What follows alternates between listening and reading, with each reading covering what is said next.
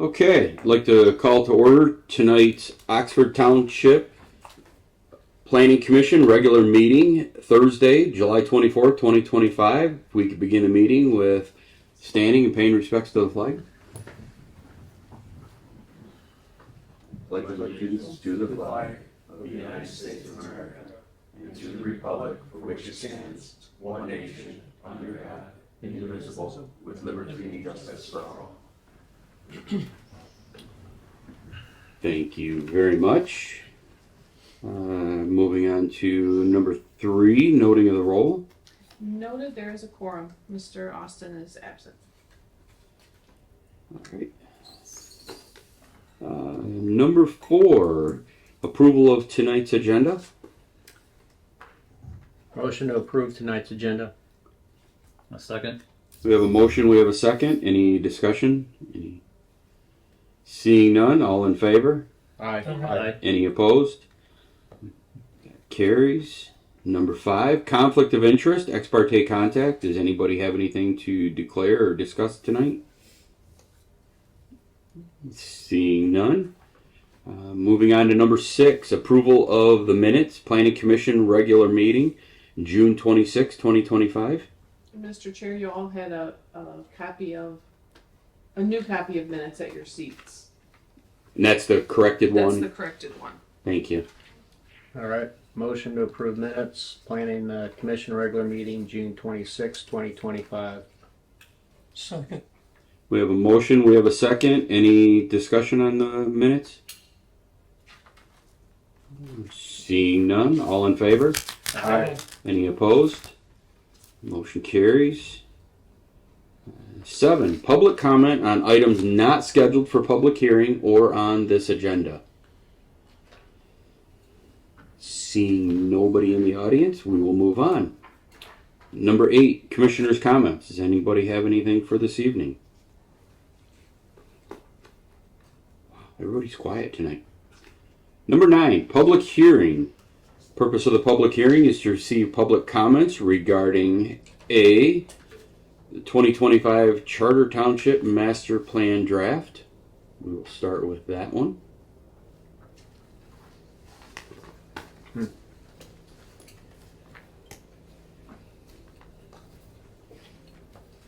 Good evening, Mateo Pastelacqua, the Carlisle Warman Associates in Township. So, for your first public hearing this evening, what you have back in front of you is your 2025 draft master plan. If you recall, back in April, the Planning Commission recommended the draft to the Township Board. The Township Board then had some comments on the draft, which we were able to kind of turn around quickly and get back in front of the board at their next meeting, and at that meeting, at their June meeting, no, my apologies, their May meeting is when they approved for the draft to be distributed to the neighboring communities in the county, which is a statutory requirement. So that requires a 63-day review period. That time has come and gone. And we have received comments back from Oakland County, which were included in your packet this evening, but we did not receive any comments from the neighboring communities. The Oakland County review did point out 2 technical errors that will be easy fixes before it makes its way to the board next month. But other than that, there were some just general recommendations that they made as it relates to adding some information about transportation and environment, as well as some reference to some economic development opportunities that might be available in the township. But other than that, while the review was lengthy and worded in a way in which maybe some folks don't take as positive, they did have a very positive comment about the master plan draft. They actually hold a hearing where they publicly discussed their review. I attended that meeting, and at the end of it, they were very impressed with the plan. And again, they have some comments, but overall, we're supportive of the plan. So at this juncture, the Planning Commission can review these comments. You can take them, you can leave them, you can address any other concerns that you may have. You can take any other comments from public should they come this evening. But that the action this evening would be to vote to either recommend approval to the board, conditional approval to the board, or direct staff to continue working on the document. So with that, I'd be happy to answer any questions. Okay. Start down here with any questions? No. You should, open and close the public hearing first. I didn't know if we formally had to do Then that, get to even though. discussion, Do we, oh, okay, yeah, sorry. then come to discussion Yeah. after. Okay, so I will entertain a motion to open the public hearing. Motion to open the public hearing. Second. I have a motion, I have a second. Any discussion? All in favor? Aye. Okay, public hearing is open at 18:36. Seeing nobody from the public, we will take a motion to close public hearing. I'll second. Motion to close the public hearing. Still second? Yep. We have a motion, we have a second to close the public hearing. Any discussion? Seeing none, all in favor? Aye. Aye. Any opposed?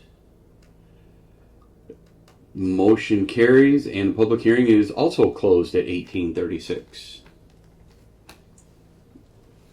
So we will move on to comments from. So we can start with any questions, comments?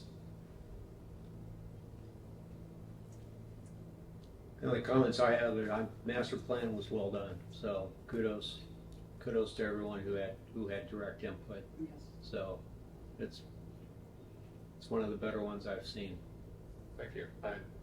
We'll put a lot of credit back on the community. I mean, I was gonna look it up today, but we're pretty close to the 2-year anniversary. Like, there was a lot of heavy thought lifting put into this one, so same thing for the commission. Mr. Chair, comment or? Did you have any questions or comments?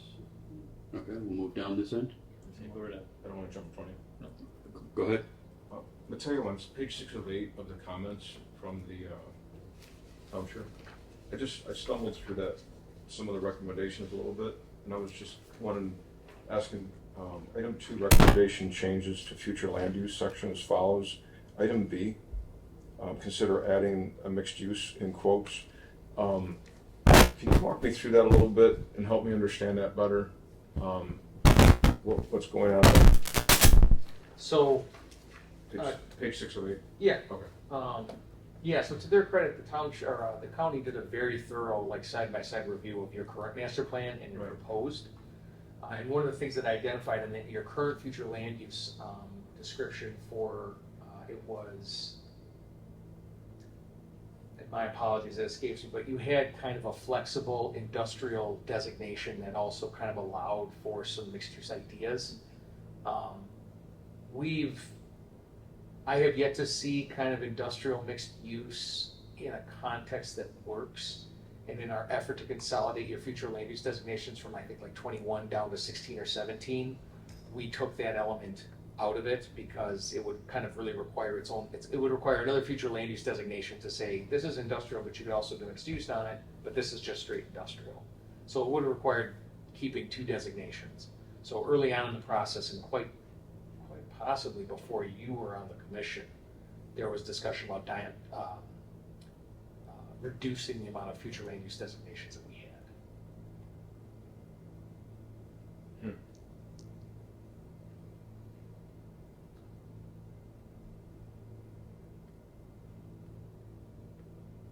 Okay, I'm just still not 100% on that, but that's okay. I don't want to hold things up for that. I can work through that later, but I thought all the comments that they made and, the work that was done, it looked like a thorough review, and it was not inconsistent with neighboring Correct. communities, so Stated a few times. that was good news, right? Yeah. Thank you. Go ahead. Alright, so I have a question. So, I guess on that one further, multifamily in the light industrial is what they're suggesting there? I mean, mixed use means a lot of different things and a lot of different uses. I think the intent there is that there's some sort of like larger site that may be able to accommodate both uses on the same site or even potentially as part of the same building. It seems as though there's a lot of rhetoric one way or the other about housing. Just, can we get housing wherever you could put it? I'm not saying that that's Oakland County's motive for this, but the way that I read their comments, it kind of alluded to like, you're being more restrictive moving forward about potential housing options than you were. And I get where they're coming from. I haven't been in planning 30 years, but in the research I've done, industrial mixed use is kind of a different bird that I don't know that people have been able to wrap their arms around yet. And you guys had 21 future land use designations, which is kind of a lot. I mean, a community can have however many they please, but that was kind of the ones that hit the chopping block when we consolidated some of the industrial uses. Okay. The other question I have is around acknowledgements. So, like acknowledging that Oakland County voters approved the countywide transit millage. There was another one in here. The watersheds. Yeah. Yeah. I guess my concern around that is adding that to the master plan really ideal, right? Is that something that we need in the master plan as a guide going forward about how we make decisions about rezoning, et cetera, right? Like, what is the, I guess, value add to putting acknowledgements into the master plan? From what I can take from the county's perspective is that it can't hurt. From the perspective of, maybe doing a little bit more specific drill downs about like, you have a lot of language in your master plan about the environment, right? And the preservation and wetlands and things of that nature. So maybe the county's kind of angle on that is just to add a little bit more context to that of these specific resources, right, that you have access to and are aiming to protect. Transportation might be the same thing. It can't hurt to make comment of the fact that you are taxed by a regional transit authority, and so if anything, it potentially is a motivation for the township to ask for more services because of the collection of those taxes. Again, those were not like verbatim explained to me as to why those were there. They may very well, I'm not gonna call them boilerplate. I mean, the gentleman at the county who does this, you know what I mean? Like, he didn't just copy paste this from one to the other. I would say that from our perspective, again, there's two technical items that need to be corrected. Those will be corrected. There was a future land use designation error, and M59 got mentioned somewhere in the plan. So Yeah. those will get fixed easy. The rest of their recommendations, after reading them, I don't think it hurts to add them. I don't think it hurts to not add them. So would it be considered like informational for the public Yes. when they're looking through the master plan? Yeah. Okay. I don't think adding this language sways the power and the message of your draft one way or the other. Okay. I guess my last question is, do we have to vote tonight on wholesale all the changes that are being recommended be added? And if not, and we do conditional, do we have to go through all the conditional requirements then tonight to move forward with this? Again, 100% take or leave. There's no harm done either way. And because these changes would not be of a substantial nature, it could be you could motion to conditionally approve the draft master plan to incorporate Oakland County's recommendations and send to the board next month. Like, it wouldn't need, nothing in here would need to come back to you again and be reheard and so on and so forth. Same respect, you can say, hey, Oakland County, we really appreciate it. Mateo, clean up the two technical errors and ship it. Yeah, okay. Does that answer your question? And you can a la carte it too. Yeah, but I guess the a la carte we would need to then conditionally approve with the changes that we're recommending at Correct. this point today, right? Yes. Okay. All right, very good. That's all the questions I had. Thank you. Yeah. Can you go over just the references to the Addison Township border and the concern around that? The future land use? Yeah. Yeah, so the future land use adjacent to Addison currently, I believe, has the future land use designation at the 10-acre sites. Mhm. And the future land use map that we worked on a year and a half ago or so, those were actually, the density was decreased to the 20-acre sites. And if I recall correctly, we were working on, right, we were threading the needle between development pressure and preservation. And those sites are relatively close to, they're relatively close to the railroad sub area that, we took 2-3 months working on the type of density that's gonna go on that site. And so if I recall, the future land use designation of increasing or lowering the density of those sites was meant as somewhat of a buffer towards the development that would be coming down the road. And again, trying to kind of clearly establish the boundaries to which the township at this time is comfortable having dense development. And I get what they're saying. There may be some challenges if someone wanted of those 10-acre sites to come in and rezone them. Unless they wanted to rezone up to 20 acres, right? Your future land use map would support that. But any kind of increase in density on those lots rezoning, your master plan now would not support it. And I'm sorry, your master plan now wouldn't support it, and your draft master plan wouldn't support it. But your draft master plan kind of drives it home even more that you would not support more density in those kind of far eastern portions of the township. Okay, that's what I was thinking, but. Okay. All right. And we don't have any more questions or concerns? I think it was well written. I know we put a lot of work into it. I mean, yeah, the couple of clerical errors, yeah, you know, I fixed those, but, you know, me personally, I don't see a reason to make any more changes. I appreciate Oakland County's input, but like you said, I don't think it's going to add or decrease. Just leave it alone, in my opinion. Yeah, you could keep tweaking this, you know, for the next 2 years if, Yeah. if you want. Yep. Yeah, don't. You could. I'm sure you would. Yeah, I'm done. I will make a motion to recommend the 2025 draft master plan to the township board with the 2 technical corrections. I'll second. Okay, we have a motion to recommend the township approve with the 2 clerical errors. We have a second. Any discussion? Any last comments? Mr. Chairman, my comment is that I don't think the comments, adding them would be a problem, but in the effort of expediting the process and not slowing things down, I don't want to be a hindrance to that. Okay. All right, with that, can we get a roll call vote? Sure. Durr, Yes. Blankenship, Yes. Turner, Yes. Wagner, Yes. Losick, Yes. Bailey. Yes. Motion passed. Motion carries. Thank you very much. Thank you. All right, let's move on to B, zoning ordinance, text amendment to Article 11, private roads.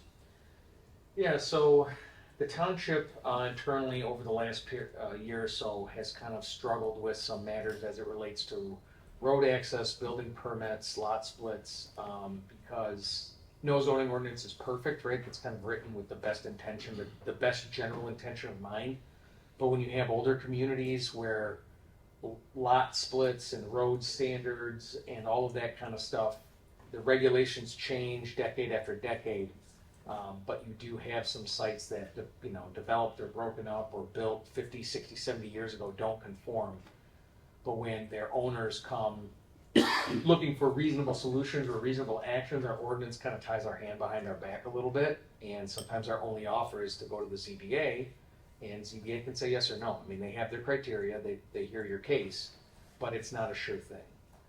So we've kind of taken the last couple of months to try to take these issues, take a look at our private road ordinance, because so much of lot splits and building permits have to do with access along roads that meet township standards, but you have existing roads in the township that don't necessarily meet every standard that you have, every engineering standard or whatever it may be. And there are instances where the township could deny someone a building permit based on some of these things alone. And so kind of based on that premise, and included in your packet tonight is a memo from legal counsel as well, kind of explaining the situation. It's not in the township's best interest to keep this language in the ordinance if it's putting us in awkward legal positions and or at times we're not able to follow it. So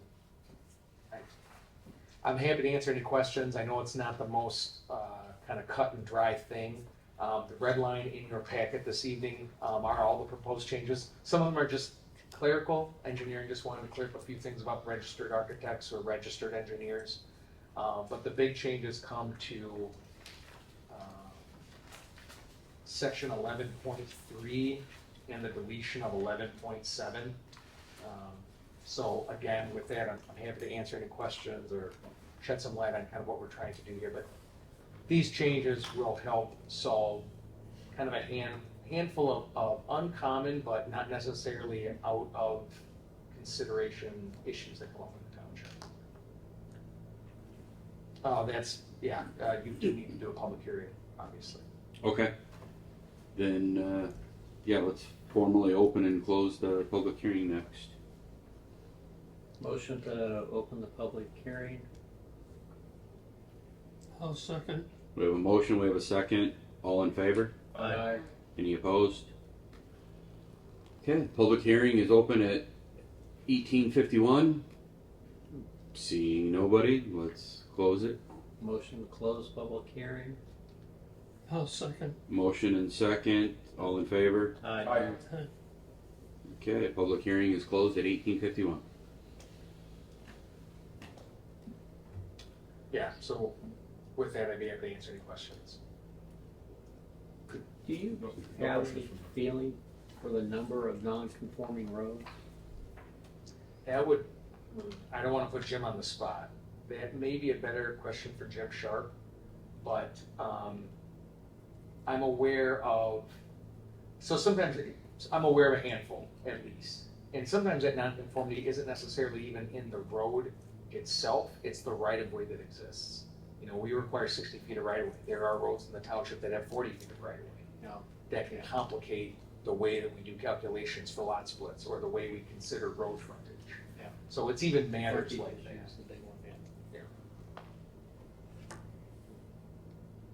Can my answer be a handful? That's fine, I was just saying, is it more than 10, less than 1,000 kind of a thing? It's, I mean, obviously newer developments, meet all the standards, it's all that kind of stuff, but, you know, the areas of which we're familiar with are kind of the far rural and adjacent to the village, when those parts of the township kind of developed as the village developed and kind of had those different standards at that time. Yeah, it does create some hardships, this ordinance, and, you know, we do need to correct for some of our sins of the past, so. I see that we added the word maintenance in 11.1. Does this mean that the township or the county will now be responsible to maintain some of these private roads, existing private roads, or is this roads going forward? Well, the township has no responsibility to take care of any roads whatsoever. You're either public and it's Oakland County, or you're private and it's part of a maintenance agreement, some with property owners or HOAs, things of that nature. So this is more or less, because these roads are non-conforming, right, that doesn't mean you can't use them, but the whole point of like non-conformity is to slowly phase them out. And so one of the issues is that we can't really promote the extended use of these roads if they don't meet our standards. So that's why the improved or paved part of it was put in there. If you're going to take that maintenance on, or if you want to improve that road, it should be improved to standards. Okay, so we're not opening ourselves to all of a sudden maintaining and paving and plowing excess roads? No, I mean, don't quote me. I believe legally you can't. Okay. Townships do not have a right over their roads. Mr. Chair.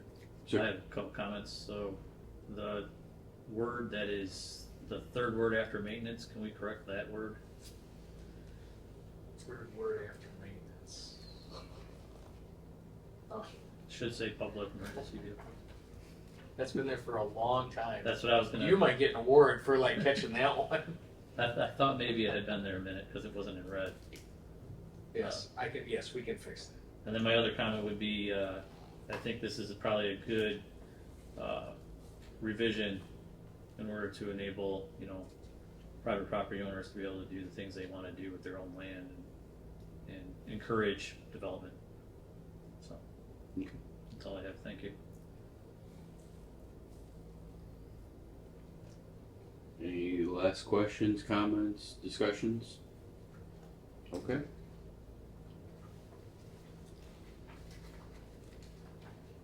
So, my apologies. being a text amendment, the process is that you make a recommendation to the board. If your recommendation is approval or conditional approval, then it goes to the board in August. They have their first reading. Assuming it makes it past first reading, it goes back to the board in September for second reading and adoption. So this language could be on the books, before the end of September. So, motion to accept the Article 11 text amendments with the additional correction identified. Let me restate this. Motion to recommend to the board to accept the Article 11 text amendments with the correction. There you go. I'll second. Okay, we have a motion, we have a second. Any discussion? Can we get a roll call vote? Sure. Losick, Yes. Blankenship, Yes. Durr, Yes. Turner, Yes. Wagner, Yes. Bailey. Yes. Motion passed. Okay, let's move on to C, zoning ordinance text amendment to Article 3, district regulation for lots zoned I-1 light industrial and I-2 general industrial. Okay. All right, so last but not least for text amendments tonight, if you recall at the last meeting, the ORC brought in front of you some ideas that we've worked on for changing the regulations for industrial setbacks. And so during that feedback, Planning Commission seemed relatively supportive of it. There was just a little bit of concern behind the I-1 rear setback. And so the ORC considered that at their last meeting. My apologies, I'll get to it now. Originally, what we had in our drafts was 25 feet for the rear setback in light industrial. That was increased to 35 feet, but is still down from the original 50 feet. And again, kind of a step in the direction of allowing industrial properties a little bit more development of their land, just because you do have smaller industrial and or odd-shaped industrial lots. So that is the only change from what you saw at your last meeting to now. Obviously, the last meeting was a public hearing. This is again, happy to answer any questions about it. You do need to have a public hearing and go from there. Okay, with that, we will have a motion to open the public hearing. So, motion to open the public hearing. I'll second. Motion and second, all in favor? Aye. Any opposed? Okay, that carries. Public hearing is open at 18:58. Seeing nobody else, we'll take a motion to close public hearing. Motion to close public hearing. I'll second. Motion and second, all in favor? Aye. Aye. All right, public hearing is closed at 18:58. Okay, yeah, so I'm happy to answer any questions. Again, just to reiterate, the only change from what you saw at your last meeting to now was that the light industrial rear setback went from 25 up to 35. And again, this would follow the same step as the other things we've discussed this evening. You would make a recommendation to the board, they would see it in August, and then see it again in September if it made it past the first reading. Any discussion, questions? No? Okay, we'll entertain a motion. So, motion to recommend to the board to accept the schedule of district regulation, the modification of the schedule of district regulations to I-1 and I-2 zones. I'll second. We have a motion, we have a second. Any discussion? Roll call, please. Turner, Yes. Wagner, Yes. Durr, Yes. Blankenship, Yes. Losick, Yes. Bailey. Yes. Motion passed. Thank you. All right, moving on to number 10, unfinished business, which I don't believe we had anything on tonight's agenda. So we'll move to number 11, new business. A, discussion only of accessory solar structures.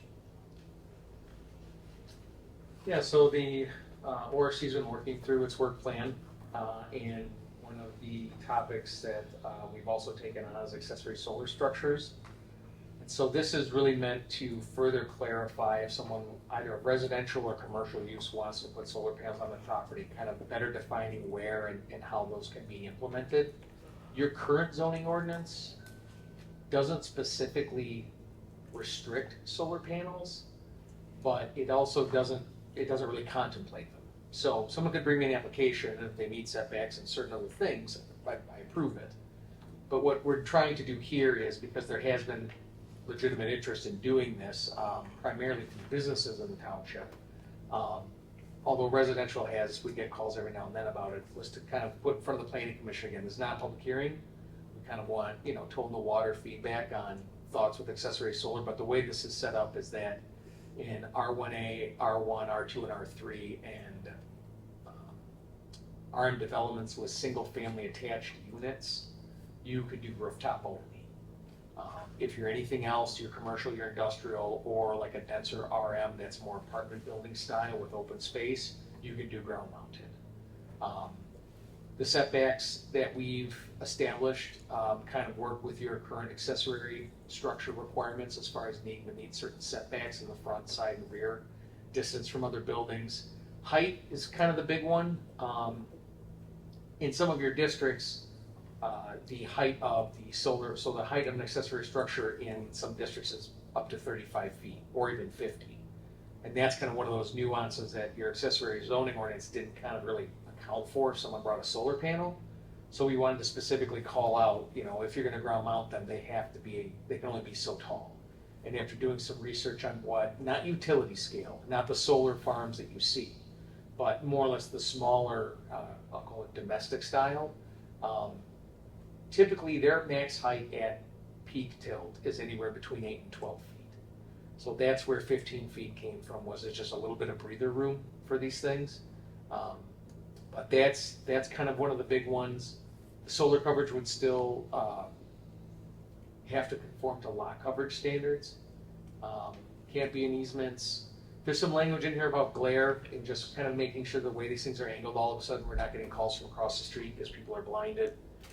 Drainage and stormwater, again, these, we don't anticipate huge issues, but you do kind of have to take that in mind and placement if you're running them right up to your setbacks and things of that nature and you're on a slope. Noise, we just wanted to call out that you have to keep to the performance standards, and code compliance. There's a little bit more to go into installing these things, and we wanted to make sure the ordinance addressed that. So again, this is just feedback. It's not a public hearing. We just kind of wanted to gauge the Plan Commission's thoughts, and go from there.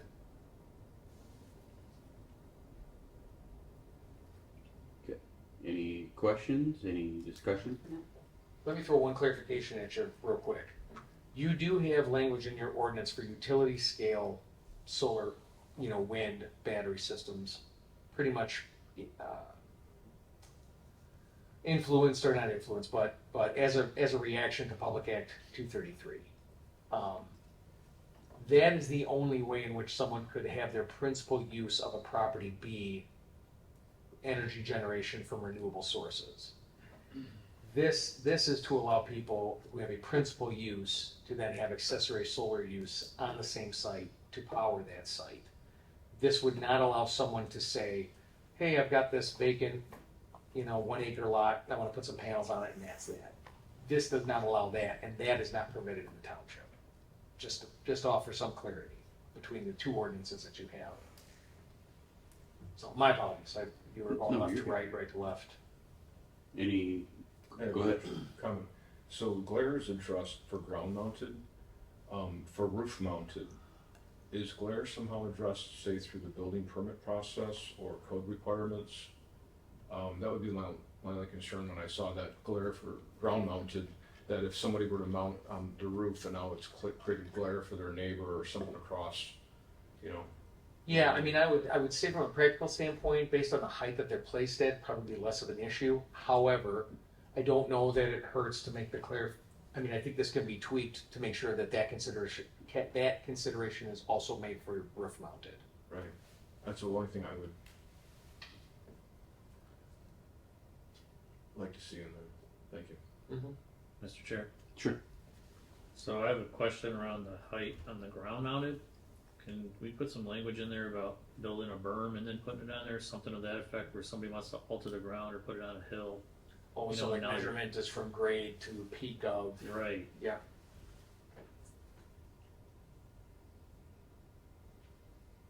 That's all I have, thank you. And that is from the intent of like someone builds like a 4-foot berm and then puts a 15-foot pad Right. on top of it. Yeah. Exactly.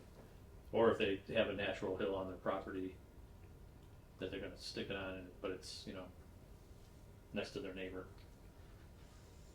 And it creates a glare.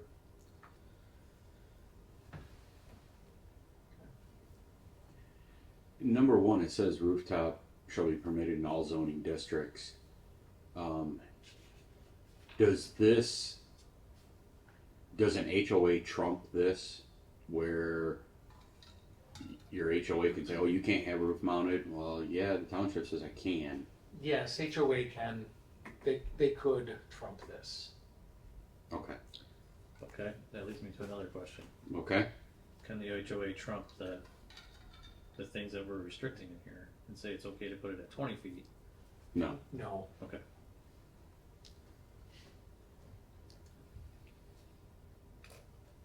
Question, do we have building code somewhere else that deals with the installation of batteries and that? Batteries, as it relates strictly to the solar panel, or like batteries that would be mounted inside your home that they would go to. No, well, batteries, they can mount these things out.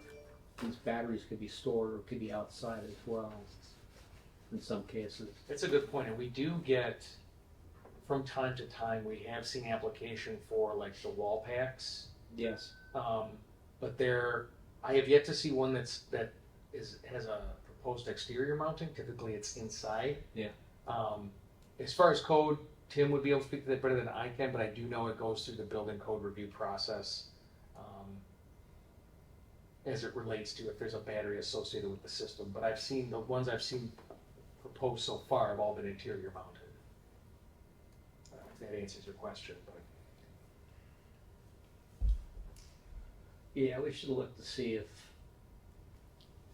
what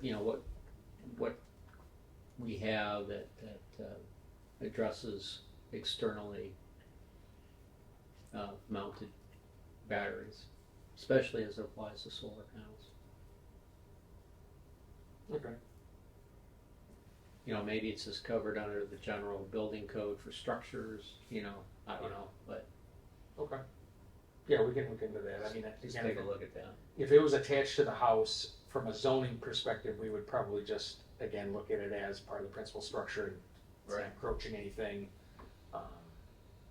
I have yet to see one as a standalone. Typically, they're mounted to something, the battery packs. So, Yeah, I'm thinking more of a commercial-ish size. yeah. Well, that kind of brings up a question for like some of these areas where we've given some of the zoning board of appeals, we've adjusted some of the setbacks because the lots just don't allow for it. What happens now when they put a 6-inch battery pack on the side of the garage that we already gave them a variance on, and now they're 6 inches more? They have to come back before the ZBA to mount that battery pack? Yeah. I mean, there is language in the code that says certain things can encroach your setbacks, like an egress window. You know what I mean? There's certain things that Okay. just architectural cues that are allowed to kind of encroach. I guarantee you battery packs are not called out in your ordinance as something that's allowed to do that, but in the ZBA instance, they'd still have to come back to you if our ordinance said one thing. Okay.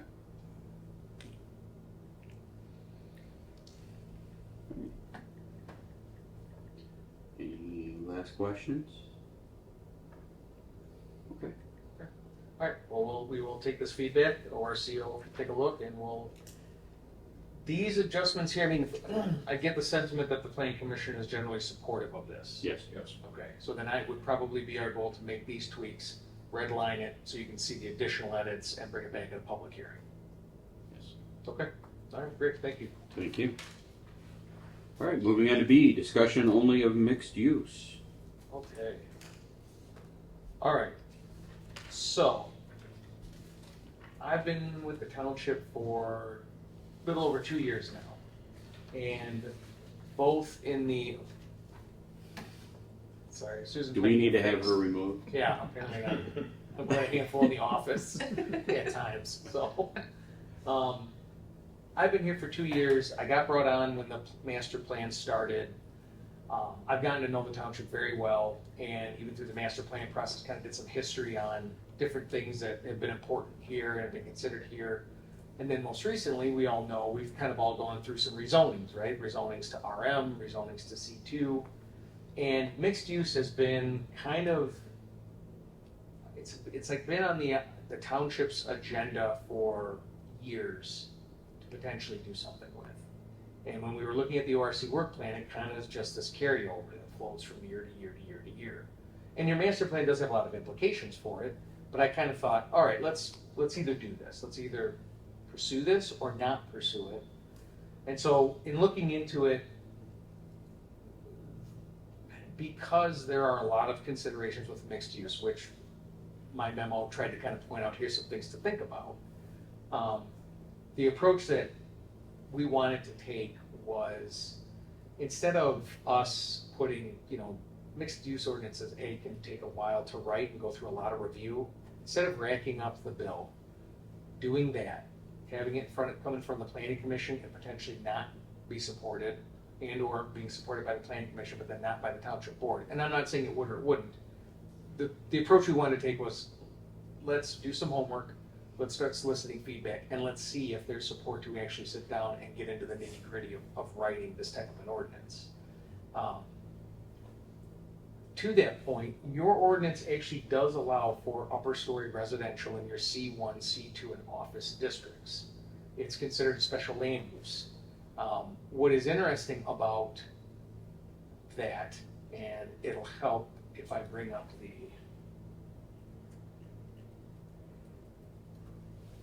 zoning ordinance. No, not that. There we go. Perfect. What is? Give me a second. I'll find it. It's at the very end. Here we go. Wait. No. It's up in residential.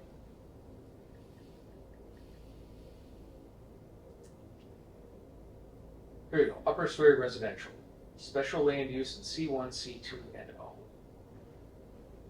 But what's interesting is some special land uses, as you can see, have these additional sections listed next to them. And so not only do you have to meet the general special land use requirements, but then you have to meet specific regulations as it relates to, a lot of gas stations have specific special land use regulations. Outdoor storage has specific land use regulations. So in looking at your ordinance, we said, okay, maybe this doesn't have to be its own district. Maybe it doesn't have to be its own zone. Maybe we keep it a special land use. And the way we do this is we fill in the blank. We write a set of additional standards for mixed use. So before we go down that road, we wanted to have a conversation with the planning commission about mixed use in the township, have a conversation about considerations that need to be taken if we do proceed down this road. And eventually this same memo with your input from tonight would go to the board and we would get their feedback. So where we are right now is ORC's looked at this, talked about it, kind of developed these, kind of worked on and developed this information. I've worked with township staff, the building department, the fire department, the supervisor. I'm getting their feedback on mixed use, of which I will tell you that it's generally supported by all three of those.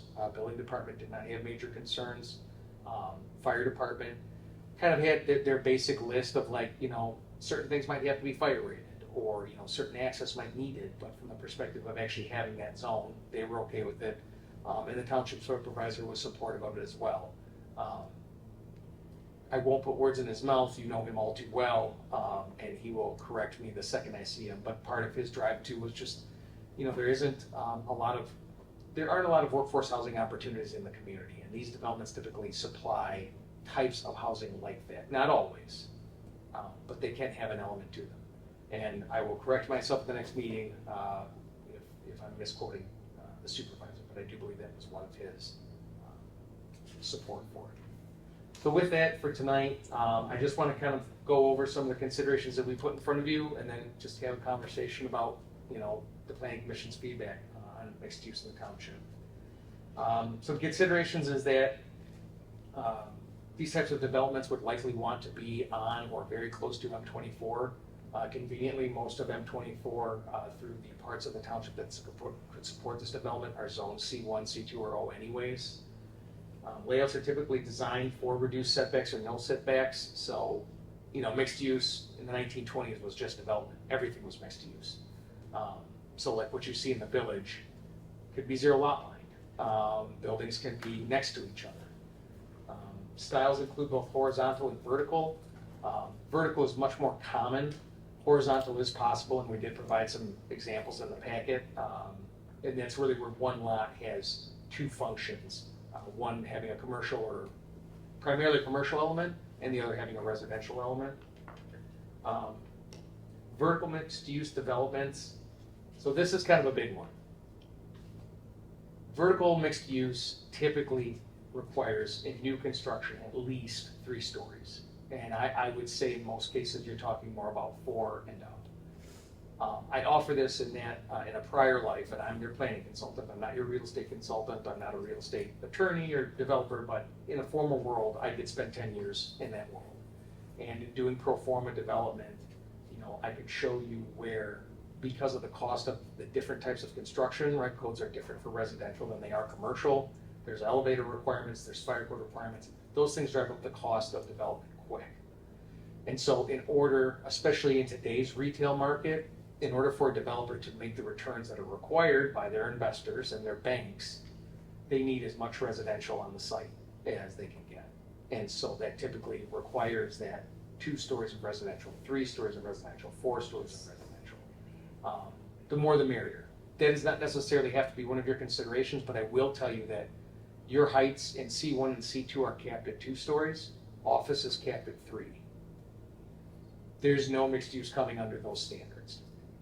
Office allows for 3, but no one's building office.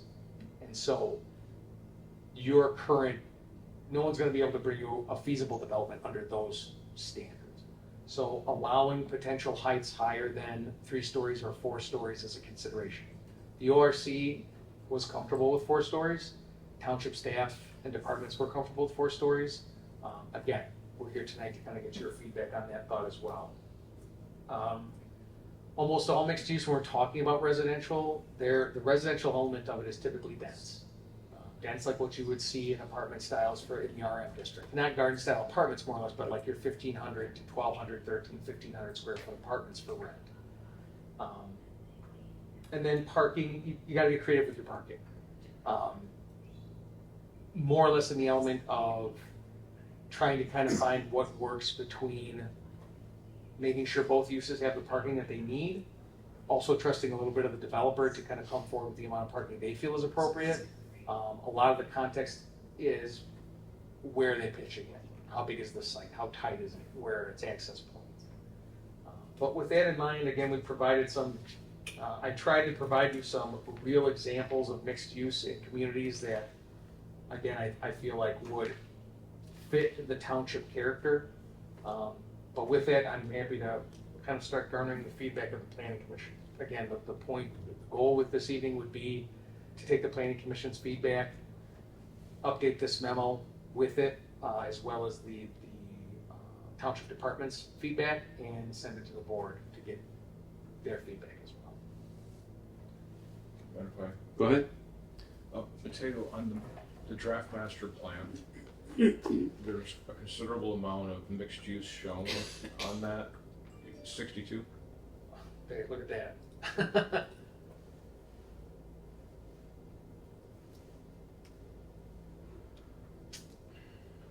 Yeah.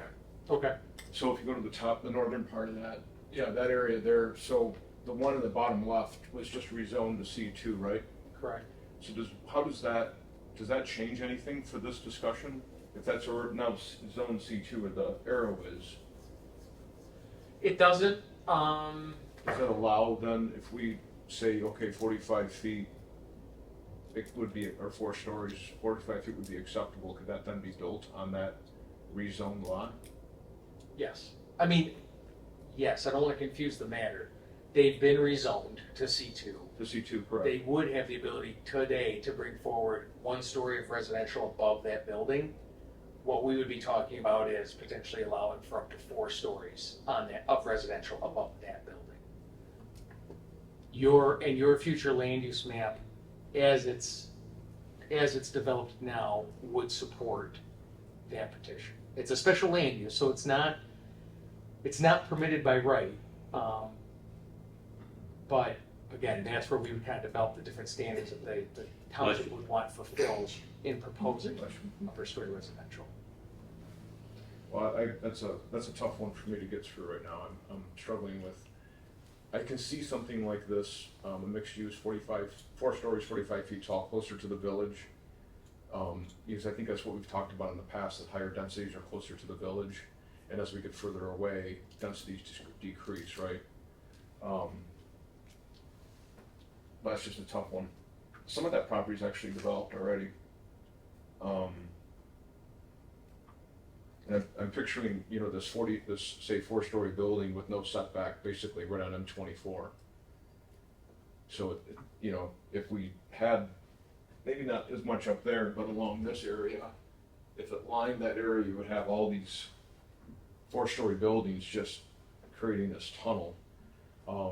That's kind of what I was picturing as I was reading through this criteria with no setbacks.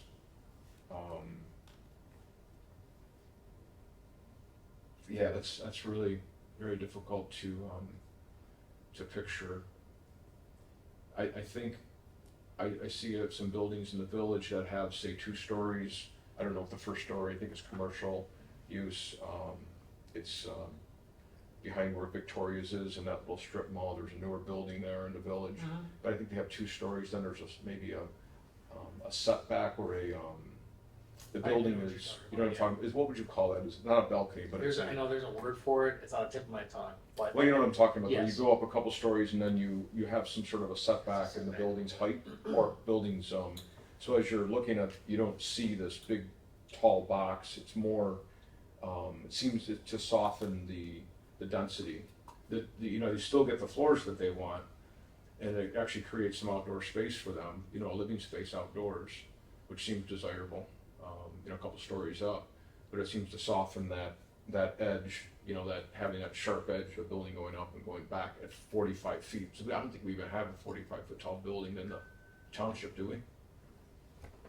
Maybe industrial, but, Maybe. but somewhere close to 24 where we, anyway. And I think, incorporating some superior design elements, I think that would be, language like that. I think that seems to be one of the intents of, when I look at the village and complimenting the village too. I don't know about, I don't want to speak for anybody else, but it seems that any design, any building should sort of complement what we're doing in the village, maybe with brick facades, etc. One of the examples in the packet shows a very modern building. It's a great looking building, but I just don't know if it would really blend with the correct. So that's actually downtown Lake Orion. I'm not taking away from your argument. Yeah. I don't. Is that Like the I said, one where it's the bike shop was? Possibly. It had like 4 stories of apartments, and then on the top they actually had a flat area where they used to do spin classes and everything. None of that I could answer. Okay. But no, I'm sorry, Commissioner. No, it's fine. It's good discussion. Thank you. So yeah, that's what if I'm picturing these tall 4-foot story buildings with no setback. It seems that we would need to have some sort of a buffer, some sort of a wider sidewalk area. I don't know if a parking would be included right along 24, if there's going to be, like in front of Culver's, some sort of and Tractor Supply, some sort of like what do you call an accessory road, or what would you call the road that sits inside of 24 that? Shared access. Yeah, Shared shared access access service road. drive styles, yeah. So if something like that, I know that kind of defeats maybe the purpose of getting it closer to the road and maybe more prominent. I'm not sure what the vision is there or focus, but those are some of the concerns I have. Let's see, a couple more things. The example that's called horizontal mixed use in the packet.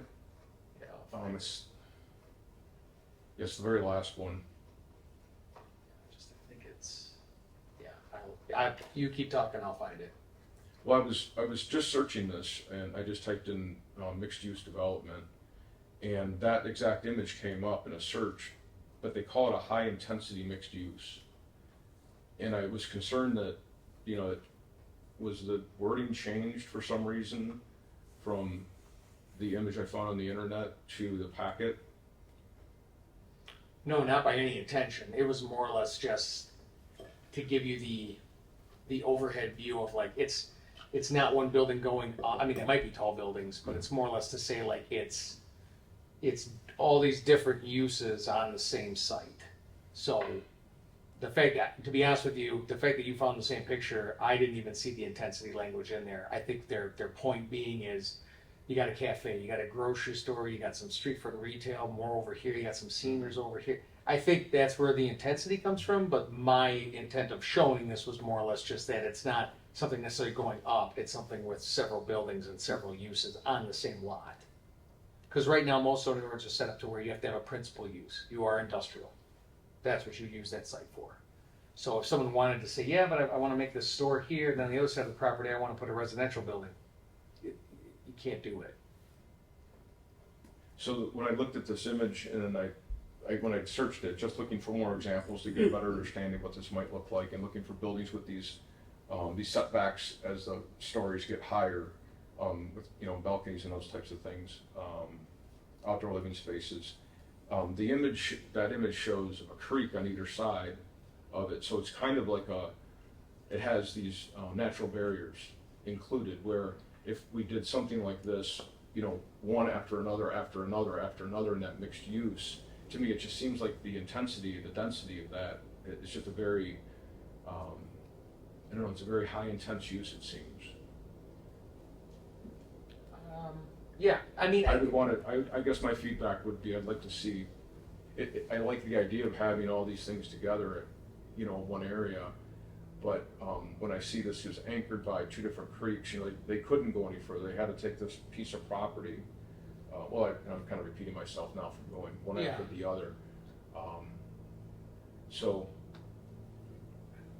okay. I just have concern about intensity. You know what I mean? The density of use, the intensity of the property being very high traffic volumes, and the feedback that I see from the surveys and those types of things, that residents seem to prefer less intense uses, less density, more open space. Okay. It's a township, right? We're not Royal Oak, so those are beautiful communities, but I hear that a lot from people in the community. So, thank you. Yeah, no, thank you. I mean, so just to recap, there's kind of conditional support from you. Is that a fair statement? Just that, I mean, that you've expressed. Yeah, I've placed a lot of conditions on it. Yeah. Yeah, I would want to see softening setback, some sort of a way of softening the transition. the feel of those properties, and how you word that, I don't really know. That would, you guys are the experts. I would lean on architects, but a lot of the examples that I see, the pictures that were shown in the packet, I have, just have concerns that some of those buildings might be appropriate, but I'd like to see some sort of a tiered setback. You get to the third floor, you set it back 15 feet, create a balcony or something. Sure. And then the next floor, you set it back a little further, something like that. Yeah, that's common. And then in keeping that only close to the village, not so far north as the image showed. Okay. Well, does the future land use map show? The future land use, yeah, right. All right, thank you. All right, Mr. Chair. Yeah, I'm sorry, Mark, and south, to the south too, that mixed use really gets very, very narrow as it goes into future land use, down where all the billboards are at, the car wash, and along Oxford Hills there, that gets to be very narrow. So I'm not really sure how you would squeeze, like right in this area, how you would squeeze in a 4-story building into this area. and how that would look, that seems very awkward. Honestly, the townships, I mean, I don't want to speak for the township. From our perspective, from a planning perspective, if there's a way to promote the consolidation of these tiny lots along 24 in that area, just because there's so many developable challenges with these tiny lots now that if this would promote consolidation of some of those, we would see that as a good thing. And I'm saying we, I'm not necessarily trying to speak for township representatives or things of that nature, but I get what you're saying, yes. And I'm not sure if we, to just finish, I'm sorry, I keep on taking a lot of time here, but maybe as we're further south or north, maybe we're at 2 or 3 stories, and maybe that doesn't work because of financial reasons for the developer, but as we get closer to the village, you know, we go up to 3 stories, and closer even more, we go up to 4 stories, sort of a tapered, as you're getting closer to the village, you get taller, further to the north and south, you get down to, say, 2-story. Okay. All right, thank you. Thank you. Well, first I'd like to comment that I think that your commentary is well received and should be lengthy if you have thoughts, because that's why we're here and we should discuss that publicly, right? So I thank you for your comments. I don't need everybody's time and Well, respect that's itself. that's what the time is for. So we took a survey for the master plan. Would this be a good candidate for doing a survey on the township website to see what the community feels about mixed use as we develop further? I would want to consult people who've been doing this a little bit longer on the pros and cons of that technique. Yeah. I guess the two concerns I see that come from that is I don't expect people to fully understand exactly what this is, and so therefore, like, feedback might kind of it might be hard to discern what the concerns are. There might be some very big picture stuff that we can pull from it. Mhm. Also, there may be, and again, I don't discredit public input, public hearings. This is all for them. Where do you draw the line on when you do that, and when you don't do that? Okay. But let me talk to Thought I'd ask. folks who've been doing it longer, and we'll get back to that. Okay. Aside from that, I mean, I think the idea of adjusting our mixed-use development language to promote development would be beneficial to the township. My fellow commissioners' comments withstanding, right? So that's all I have. Thank you. Sure. And just to be clear, the areas we're talking are like the 4 corners of Market and then down as you get closer to the village. Well, just keep in mind that this is your future land use map. Right. Let me bring up your zoning map so you can see. So right now, if, let's just say, click my fingers tomorrow, you've got a C1, C2, and office special land use with mixed use, allowing for larger mixed use. Everything in red, these need to be updated. Pink and the office, which is this grayish, would then have that be allowable through the special land use process. Not permitted, but through the special land use process. Okay. I would be in favor of it, and I'm probably going to get run out of town for bringing this up.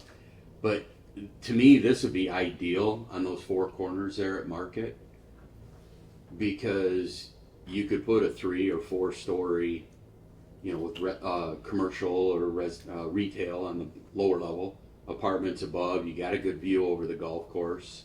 I'm sure everybody in Waterstone is going to run me out of town for making that comment, but you know what? It is what it is. To me, that'd be the ideal location, and then you're still walking distance from downtown. You've got good residential abilities, apartments, things like that for some of the manufacturing that don't want to drop $500,000, $600,000, $700,000 in Waterstone for a house.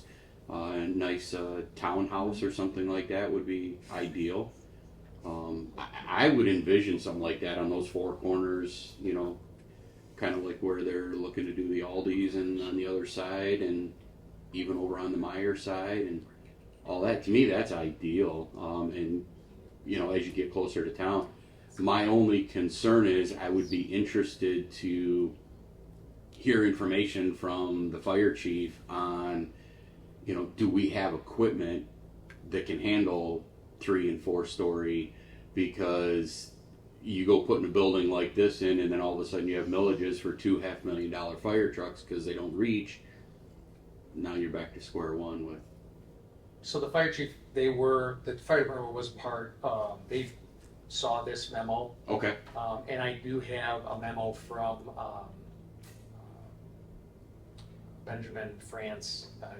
He's not the fire marshal, he's, BJ? yeah, BJ.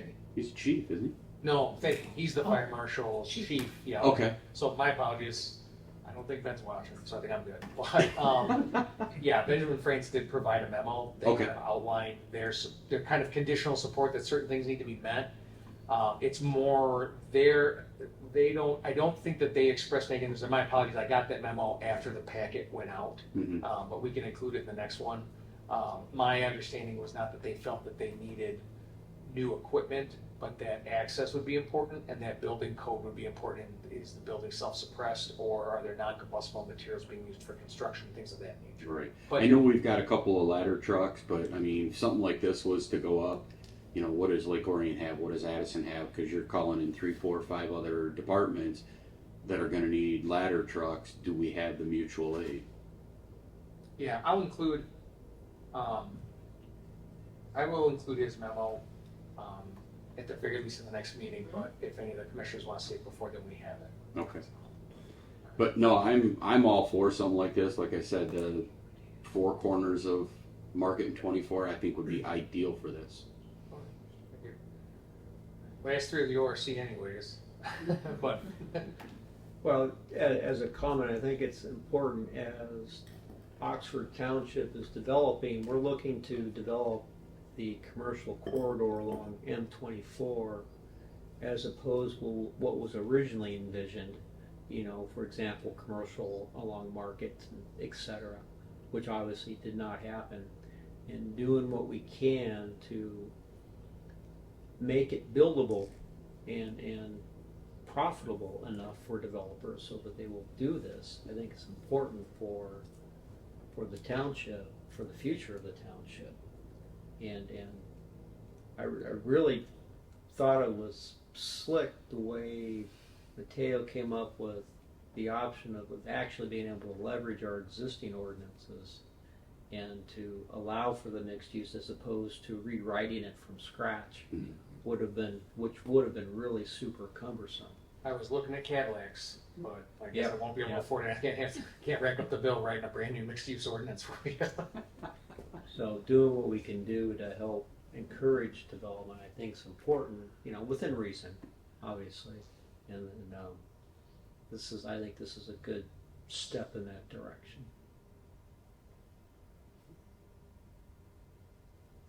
So I had no questions, actually. Okay. Guess I have one more question. Okay. Did engineering take a look at any of this and have comments or feedback Um, from a utility standpoint? I would arm's length the wrong way. Jim Sharp's kind of aware of it. I've talked to him about it, but he didn't express any concern or interest in having to see exactly what we were doing or working on. You know, surface coverage and runoff at the end of the day is surface coverage and runoff. Not that that's all that Jim does. He does more. I know. Hey, he's not here tonight. I know. Open mic. Go ahead. This will teach him to come, huh? Yeah. But I mean, and again, the planning commission could say, you know, we want you to talk to these folks. I mean, that's the whole point of this process. But Yeah. yes, engineering would be also involved too when we got to kind of writing some of the more regulatory language. But, you know, do we need to consider utilities or, you know, again, surface runoff or coverage, things of that nature. Right, okay, very good, thank you. Sure. Okay. Okay, so again, we're gonna take this feedback, kind of put it in writing. ORC will have a chance to meet before the board meets again, but the board packet's gotta be up before, I'll figure all that out. But the next step is to kind of get the township board's feedback, just like we got yours, because these 2 bodies are the most important, you know, elements in whether or not this were to proceed or to, you know, not be pursued. So, with that, I'm good. The one thing I would like to throw out there is I really appreciate your time tonight. I was juggling how much to put on this agenda, but I decided to put it all in, and everyone read everything, and everybody came prepared, and, I really appreciate it, so thank you. And I don't typically look to stack an agenda, but, there's a lot going on as far as these things are concerned, so I do appreciate your time and all your feedback tonight, so thank you. Thank you. Okay, moving on to number 12, Communication Committee Reports. Ordinance Review update. Really, you've seen a lot of the work that the Ordinance Review Committee has started or is doing, and we wanted to get your feedback, your thoughts, before we continue to move forward. Okay. So, Well, thank you very much. It looks like you guys have been busy. Appreciate that. All right, 13, engineering report. He's not here if you want to take a couple more jabs. Just get up there and slam them again. Sharp Engineering's memos in your packet, it's a really good way to track projects. I use it myself. From a planning perspective, you got a big bulk of what we've been working on tonight. I can say that I'm not, at this time, I don't believe we will have anything for the first meeting in August. But we could have materials for the second meeting in August. Might be a final site plan, might be public hearing for some language. Right now I'm not 100% on the 14th, but I think the 28th, with the way things are kind of falling in requirements for submissions and things like that, I think we will have a meeting. Okay. Thank you. With that, 14, I'll take a motion for. I have one more comment. Sorry, go ahead. On the engineering report, I will tell you one update on item 3, the Rab Dewey sanitary sewer. I do know that the Eagle permit has been approved for that project. So that's just an update on the Jim's report, which it'll come out in his next report, but this is an old report, so. He doesn't show up and he uses old data. Gives you dated stuff, it's terrible. All right, with that, I'll take a motion for adjournment. Motion to adjourn. Second. All in favor? Aye. I- We are adjourned.